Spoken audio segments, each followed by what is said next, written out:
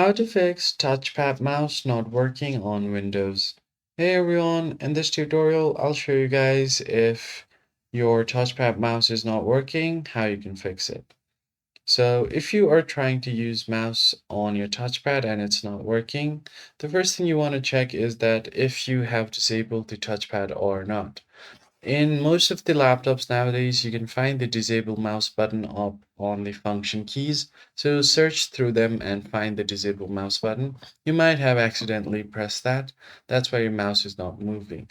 So if your mouse is locked like this, as you can see, there was a icon up top on my screen. If this is disabled like this, no matter how long I drag my touchpad, the mouse won't work. So once it is enabled again, I'm able to move my mouse.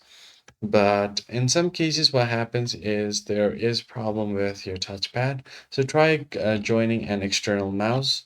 And after doing that, you can head over to your device manager.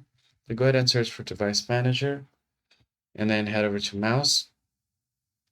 Mice and other pointing devices, you will find two different options here. One is your touchpad, one is external mouse.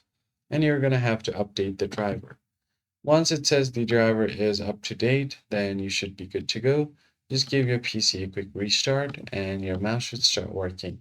I hope this tutorial was helpful to you guys. I'll see you on the next one.